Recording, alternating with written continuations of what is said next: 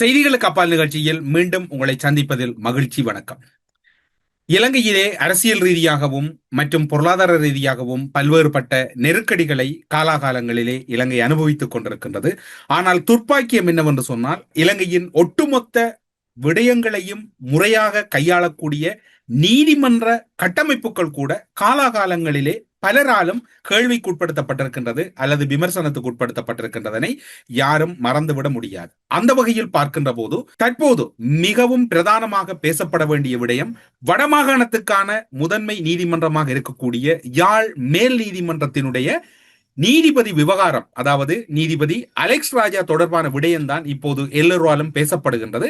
அது மட்டுமல்லாது, அந்த நீதிபதி விடயத்திலே நீதிமன்ற நெறிமுறைகளுக்கு அப்பால் சில விடயங்கள் கையாளப்பட்டிருக்கின்றமையும் இன்று பலராலும் விமர்சனத்துக்குள்ளாகி கொண்டிருக்கின்றது. வடமாகாணத்துக்கே உரித்தான ஒரு மிகவும் முக்கியமான பல நீதிமன்ற கட்டமைப்புகளை மேற்பார்வை செய்யக்கூடிய இடத்தில் இருக்கக்கூடிய வடமாகாண மேல் நீதிமன்றம் என்றுதான் அதனை குறிப்பிடுவது சரி என்று நினைக்கின்றோம். அந்த வகையில் அது யாழ் மேல் நீதிமன்றமாக இருந்தாலும் வடமாகாணத்துக்குரிய ஒரு தலைமை நீதிமன்றமாகவே யாழ் மேல் நீதிமன்றம் இருக்கின்றது. நீதிபதி அலெக்ஸ் ராஜாவின் இடமாற்றத்தில் வடமாகாண ஆளுநர் முக்கிய அமைச்சர்களுக்கு தொடர்பு என்று முன்னாள் நாடாளுமன்ற உறுப்பினர் செல்வராஜா கஜேந்திரன் அவர்கள் ஒரு தன்னுடைய முகநூல் பதிவொன்றிலே செல்வா கஜேந்திரன் என்கின்ற எக்ஸ் எம்பி என்கின்ற முகநூல் பக்கத்திலே இவ்வாறு குறிப்பிடப்பட்டிருக்கின்றது: வீரர்கள் கண்ணை குத்துகிறது, நீதிபதி அலெக்ஸ் ராஜாவின் இடமாற்றத்தில் வடமாகாண ஆளுநர் முக்கிய அமைச்சருக்கு தொடர்பு என்கின்ற ஒரு வினா குறியோடுதான் அந்த பதிவு இருக்கின்றது. வடமாகாண ஆளுநர் அரசாங்கத்தின் அமைச்சர் உட்பட சில அதிகாரிகளுடன் தொடர்பு கொண்டு தலையீட்டை நாடினார் என்றும் நாங்கள் நம்பத்தகுந்த முறையில் அறிகிறோம் என்று அந்த முகநூல் பக்கத்திலே குறிப்பிடப்பட்டிருக்கிறது. குற்றச்சாட்டாகிறது யாழ் சட்டத்தரணிகள் சங்கத்தினுடைய குற்றச்சாட்டுகளும் முன்வைக்கப்படுகிறது என்று அந்த முகநூல் பக்கத்திலே குறிப்பிடப்பட்டிருக்கிறது. நீதித்துறை அதிகாரிகளின் திடீர் மற்றும் விளக்கமற்ற இடமாற்றங்களும் அவற்றின் நிர்வாகத்துறையின் தலையீடும் நீதித்துறையின் மீதான மக்களின் நம்பிக்கையை பாதிக்கக்கூடும். யாழ்ப்பாணம் சட்டத்தரணிகள் சங்கம் சுட்டிக்காட்டியுள்ளது. ஜனாதிபதி அனுரகுமார் திசாநாயக்கவுக்கு ஒரு கடிதம் எழுதப்பட்டுள்ளதாகவும் அந்த முன்னாள் நாடாளுமன்ற உறுப்பினர் செல்வா கஜேந்திரன் என்கின்ற எக்ஸ் எம்பி என்கின்ற முகநூல் பக்கத்திலே குறிப்பிடப்பட்டிருக்கின்றது. இது அவருடைய பதிவாக இருக்கின்றது. அலெக்ஸ் ராஜாவும் முன்னாள் முல்லைத்தீவு மாவட்ட நீதிபதி டி சரவணராஜா போன்று அழுத்தங்களுக்கு உள்ளானாரா என்கின்ற கேள்விதான் இங்கு எழுகின்றது. உங்களுக்கு ஞாபகம் இருக்கும், சிலர் மறந்திருப்பீர்கள், குருந்தூர் மலை வழக்கு தொடர்பான விசாரணைகளில் ஏற்பட்ட கடுமையான அழுத்தங்கள் மற்றும் உயிர் அச்சுறுத்தல் காரணமாக தனது பதவியை ராஜினாமா செய்துவிட்டு 2023 ஆண்டு செப்டம்பர் மாத காலப்பகுதியில் நாட்டை விட்டு திடீரென்று வெளியேறியிருந்தார். இந்த காலப்பகுதியை நீங்கள் மறந்திருக்க மாட்டீர்கள். ஒருவேளை இவ்வாறானதொரு அழுத்தம் இப்போது அலெக்ஸ் ராஜா, சரவணராஜாவை தொடர்ந்து அலெக்ஸ் ராஜாவா என்கின்ற கேள்வி எல்லோராலும் முன்வைக்கப்பட்டு கொண்டிருக்கின்றது. இது தத்துவார்த்த ரீதியாக பலராலும் பார்க்கப்படக்கூடிய விடயமாக இருக்கிறது. அதற்கும் அப்பால் நீதிமன்ற கட்டமைப்புகள் தொடர்பிலும் அதனோடு இப்போது இந்த நீதிபதிக்கு இடம்பெற்றிருக்கக்கூடிய விடயங்கள் தொடர்பிலும் சற்று நீண்ட தூர அலசல் ஒன்றை செய்கின்ற போது சில விடயங்கள் இன்னும் விவாதிக்கப்பட வேண்டி இருக்கின்றன. அந்த வகையில் பார்க்கின்ற போது ஒரு வழக்கு நீதிமன்றத்துக்கு வந்தால் அந்த நீதிபதியின் தீர்ப்பு சுதந்திரமானது, நீதித்துறை சுதந்திரம் என்று இங்கிலாந்து பாரம்பரியம் எங்களுக்கு படிப்பித்திருக்கின்றது. இங்கிலாந்து பாரம்பரிய நீதி பரிமாற முறையைத்தான் நாங்கள் இலங்கையிலும் முன்கொண்டு சொல்லுகின்ற ஒரு நடைமுறை இருப்பதனால் இது அந்த இடத்துக்கு பொருந்தும் என்று நினைக்கின்றோம். யாழ் மேல் நீதிமன்றத்தில் நடந்த வழக்கு பிரதேச சபையினுடைய ஒரு பிணக்கு விவகாரம். ஆளுநர் வேதநாயகம் அவர்களினால் இளைப்பாறிய நீதிபதி அரியநாயகம் அவர்களை விசாரணை அதிகாரியாக முன்னிறுத்தி உள்ளக விசாரணை ஒன்று உட்படுத்தப்பட்டது. உள்ளக விசாரணை ஒன்று நடைபெற்றது. பலரும் இந்த விடயங்களை தொடர்பாக அறிந்தவர்கள் அறிந்திருப்பார்கள். அந்த வகையில் உள்ளக விசாரணை தொடர்பாக யாழ் மேல் நீதிமன்றத்தில் பாதிக்கப்பட்ட தரப்பினால் ஆணை வழக்கு தாக்கல் செய்யப்பட்டதையும் நீங்கள் அறிந்திருப்பீர்கள். பாதிக்கப்பட்ட தரப்பு அது தொடர்பான தன்னுடைய நியாயப்பாட்டை உறுதிப்படுத்தி ஒரு ஆணை வழக்கு தாக்கல் செய்திருந்தது. அந்த வழக்குக்கான இடைக்கால தீர்ப்புகள் பிறப்பிக்கப்பட்டன. ஒரு தீர்ப்பு ஒரு நீதிமன்றத்தில் பிறப்பிக்கப்பட்டால் நாட்டின் மன்னனாக இருந்தாலும் அந்த தீர்ப்பில் தலையீடு செய்ய முடியாது அல்லது குறுக்கீடு செய்ய முடியாது. அந்த தீர்ப்பு தொடர்பில் எந்த ஒரு மறு கருத்தும் தெரிவிக்க முடியாது என்பது நீதிமன்றத்தின் நியாயப்பாடாக இருக்கின்றது. இது நீதித்துறையினுடைய சுதந்திரத்தை உறுதிப்படுத்துகின்றது. தீர்ப்பினால் பாதிக்கப்பட்ட ஆளுநர் மேல்முறையீட்டு நீதிமன்றத்துக்கு மேன்முறையீடு செய்து அந்த தீர்ப்பினை ரத்து செய்ய நடவடிக்கை எடுக்க வேண்டும். அவருக்கு இந்த தீர்ப்பில் உடன்பாடு இல்லை என்றால் அவர் மேன்முறையீட்டு நீதிமன்றத்திலே அடுத்த கட்டமான நீதி விவகாரங்களை அவர் கையாளுவது தொடர்பில் ஆலோசனை செய்வதுதான் நீதிமன்ற பொறிமுறைக்கு உட்பட்டு இந்த விடயம் கையாளப்பட வேண்டிய ஒரு விடயமாக இருக்கின்றது. அவர் மன்னனாக இருந்தால் என்ன, அமைச்சராக இருந்தால் என்ன, ஆளுநராக இருந்தால் என்ன, அல்லது நாடாளுமன்ற உறுப்பினராக இருந்தால் என்ன, இளைப்பாறிய நீதிபதியாக இருந்தால் என்ன, அதுதான் அரசியலமைப்பு சட்டத்தின் விதிகள் சுட்டிக்காட்டுகின்ற நீதிமன்றத்தின் சுயாதீனத்துக்கான உரித்தாக பார்க்கப்படுகிறது. இப்போது மேல் நீதிமன்றம் ஒரு தீர்ப்பை அல்லது இடைக்கால தடை உத்தரவு ஒன்றை வழங்கி இருக்கிறது என்றால் அது தொடர்பில் தன்தரப்பு நியாயங்களை மேன்முறையீட்டு நீதிமன்றங்களினூடாக வெளிப்படுத்துவதற்கு அனைவருக்கும் உரித்திருக்கின்றது. அதில் எந்த ஒரு விதத்திலும் சட்டத்தை வளைப்பதற்கு யாருக்கும் உரித்தில்லை என்பதுதான் இங்கு கூறக்கூடிய ஒரு விடயமாக இருக்கின்றது. இந்த நீதிமன்ற விவகாரத்தில் மேற்குறித்த நீதிமன்ற விதிகள் எதனையும் பின்பற்றாது ஆளுநரின் எதேச்சாதிகாரமான செயற்பாடு யாழ் மேல் நீதிமன்றத்தை மட்டுமல்ல இலங்கையின் ஒட்டுமொத்த நீதிமன்ற சுதந்திரத்தையும் கேள்விக்குட்படுத்தி இருக்கின்றது.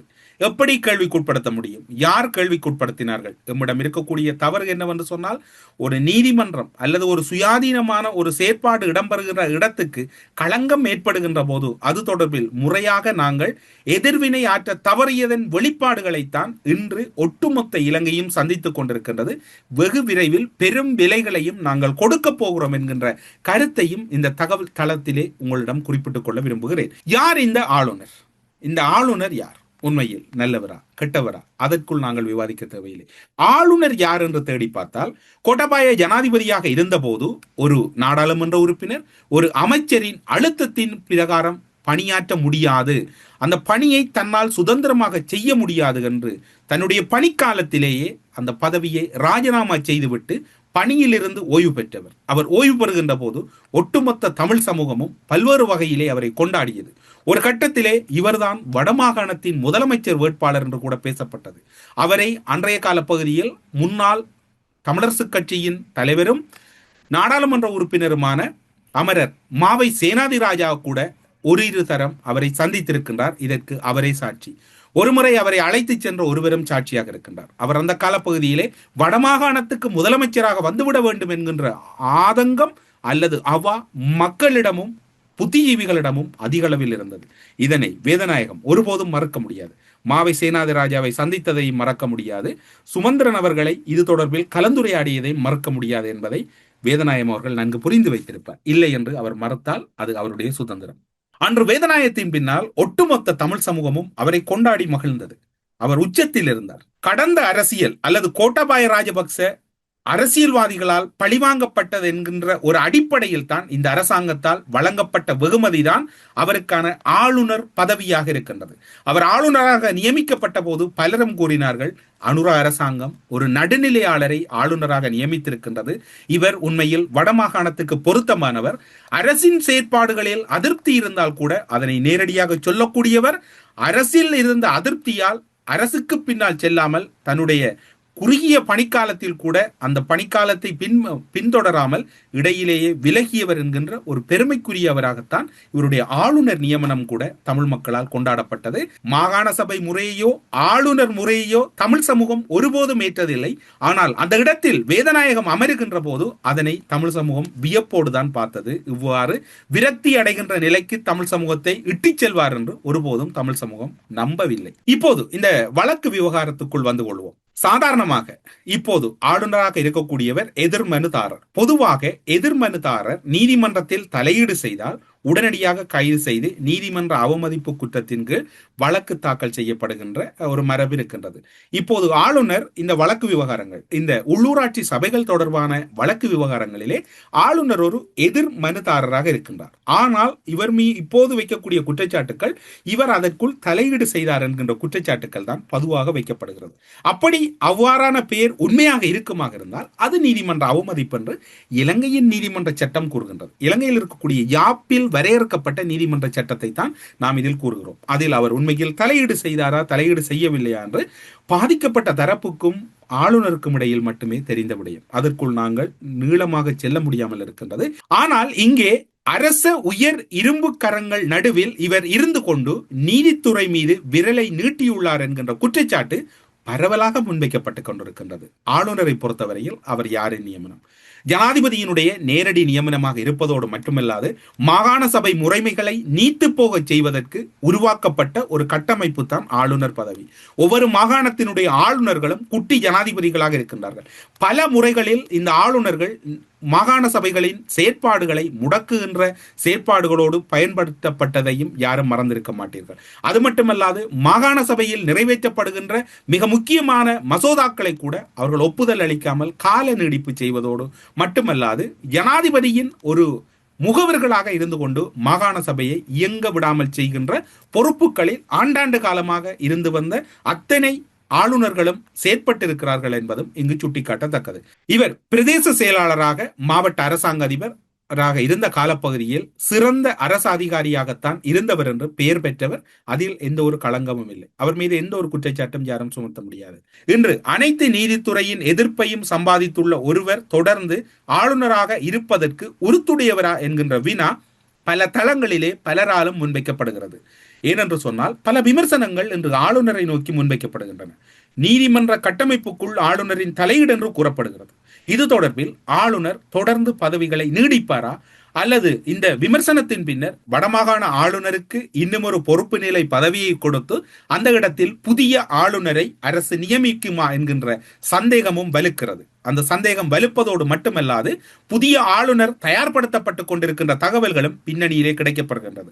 ஒருவேளை தமிழ் ஆளுநரை வைத்து பிரித்தாளும் தந்திரத்தை இந்த அரசு செய்திருக்கின்றதா அல்லது தமிழர்கள் நீதித்துறை மீது அபகீர்த்தியை ஏற்படுத்துகின்ற ஒரு முயற்சியா என்கின்ற சந்தேகமும் பலரிடம் இருக்கின்றது. கேள்விகளை கேட்க வேண்டும். பல தடைகள் இருக்கின்றது, பல கட்டுப்பாடுகள் இருக்கின்றது, பல நடவடிக்கைகள் எதிர்ப்புகள் இருக்கின்றது. ஆனாலும் கூட ஒரு நாட்டினுடைய நீதி மற்றும் அந்த குடிகளினுடைய எதிர்காலம் தொடர்பில் நீதிமன்றம் தான் என்று இருக்கக்கூடிய ஒரு உயர்வான இடம். அந்த நீதிமன்ற கட்டமைப்புகளில் யாரும் தலையீடு செய்வதற்கோ அல்லது யாரும் அத்துமீறி அடாவடி செய்வதற்கோ அனுமதிக்க முடியாது. இரண்டு சந்தர்ப்பங்கள் இருக்கிறது. அந்த இரண்டு சந்தர்ப்பங்களும் பலருக்கும் தெரிந்த ஒரு விடயமாகத்தான் இருக்கிறது. 1982 ஆண்டு சின்னத்துறை டியூட்டரி, அதாவது ஒரு பிரத்யேக வகுப்பு இடம்பெறுகிற இடத்தில் பரிசீலிப்பு விழாவுக்கு சென்ற பிரதம நீதியரசராக இருந்த நெவில் சமரகோன் அவர்கள் ஜே.ஆர். ஜெயவர்தனவின் ஆட்சியை விமர்சனம் செய்தார். அவரை நாடாளுமன்றத்தில் குற்றப்பிரேரணை தாக்கல் செய்து விசாரணை செய்யும் நடைமுறையை சொல்லி மிரட்டிய போது, அதாவது குற்றப்பிரேரணை ஒன்று கொண்டு வரப் போகிறோம், இவரை நீக்கப் போகிறோம் என்ற போது அவர் பதவியை ராஜினாமா செய்து அன்று வெளியேறினார். தமிழ்நாட்டிலே லஞ்ச ஒழிப்புத்துறையினுடைய ஆணையாளராக நியமிக்கப்பட்டிருக்கக்கூடிய அருண் தொடர்பில் நீதிமன்றம் கடுமையான விமர்சனங்களை முன்வைத்திருக்கின்றது. ஊழல் செய்த ஒருவரை எப்படி நீங்கள் இதில் அதிகாரியாக நியமிக்க முடியும் என்று தமிழக முதலமைச்சர் விஜயை நோக்கி கடுமையான கேள்விக்கணைகளை தொடுத்திருக்கிறது தமிழகத்தினுடைய சென்னை இருக்கக்கூடிய மேல் நீதிமன்றம். அந்த நீதிமன்றத்தினுடைய விமர்சனங்களுக்கு பதில் சொல்ல முடியாமல் தமிழக அரசு தடுமாறிக் கொண்டிருக்கிறது. தமிழக அரசு மட்டுமல்ல, இந்தியாவில் இருக்கக்கூடிய பல மாநில அரசுகள் திசை மாறி பிழையான அரசியலை முன்னெடுக்கின்ற போதெல்லாம் அதனை நெறிப்படுத்தி ஒரு சரியான பாதைக்கு கொண்டு வந்த வரலாற்று கடமைகளை இந்தியாவில் இருக்கக்கூடிய அத்தனை மாநில உயர் நீதிமன்றங்களும் மேற்கொண்டிருக்கின்றன.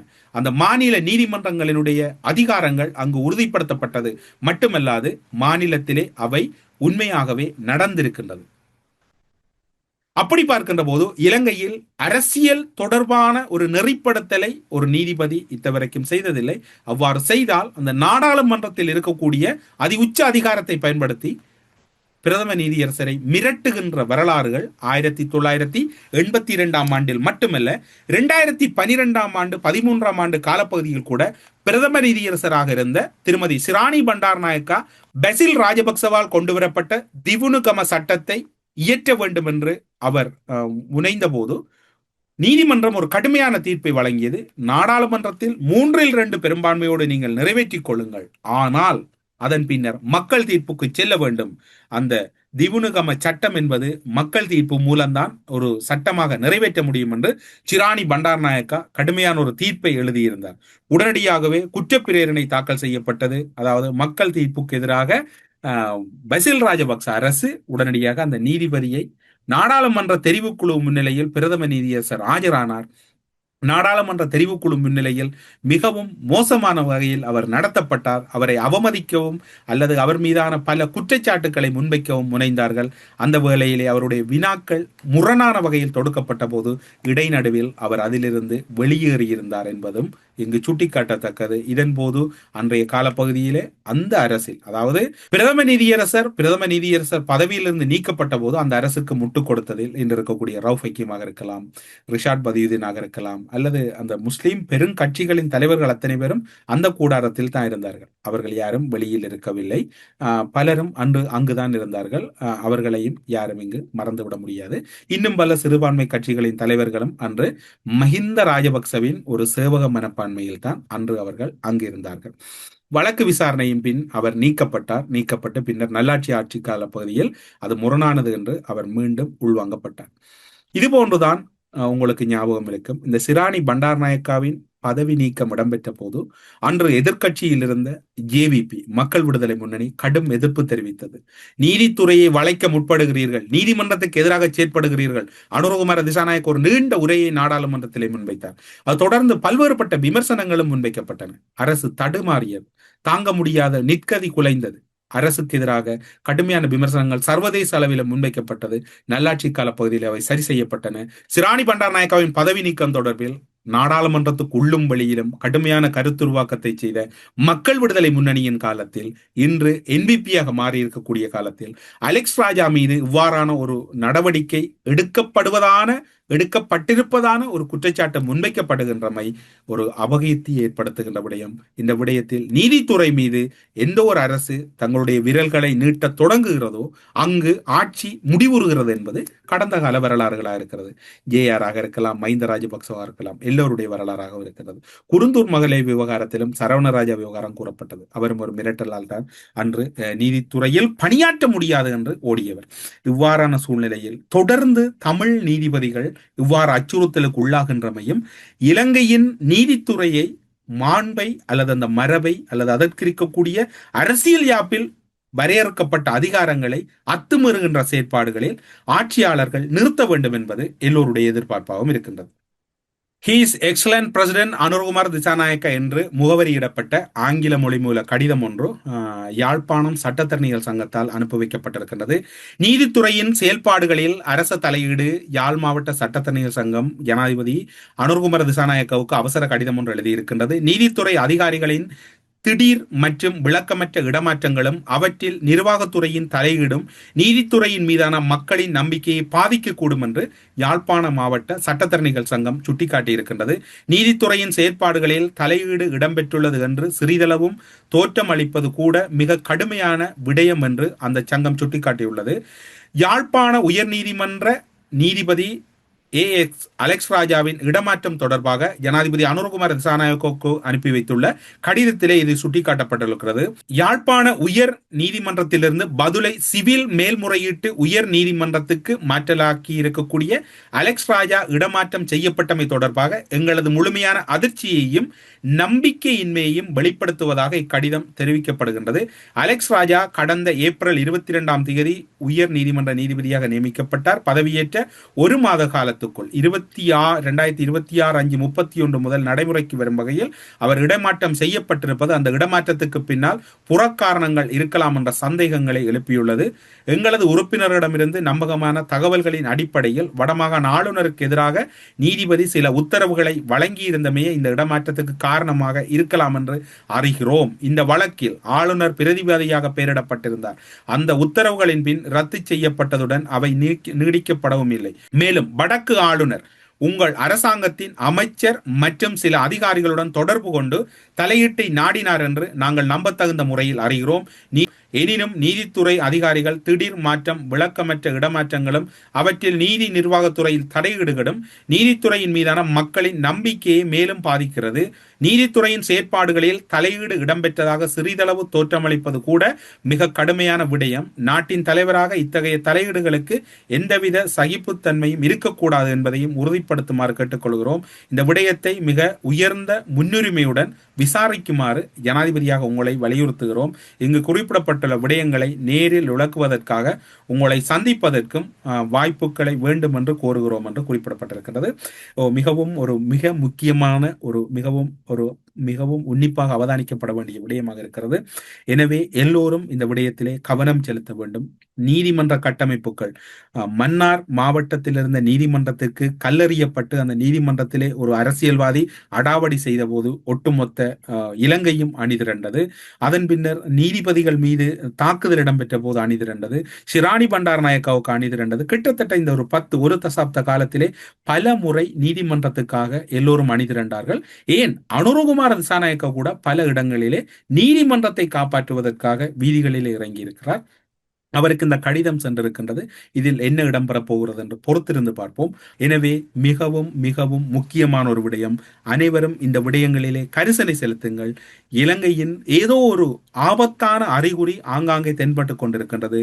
கோட்டபாய ராஜபக்ச காலத்திலும் நீதி சேவைகள் மற்றும் சிவில் நிர்வாக சேவைகளில் தேவையற்ற தலையீடு. இப்போது அந்த விடயத்தை இவர்களும் கையில் எடுத்து விட்டார்களா? சந்தேகம் பலரிடம் இருக்கிறது என்று கூறி அலெக்ஸ் ராஜாவுக்கு என்ன இடம்பெற்றது என்பது தொடர்பில் அவரும் முழுமையாக சொல்ல முடியாது.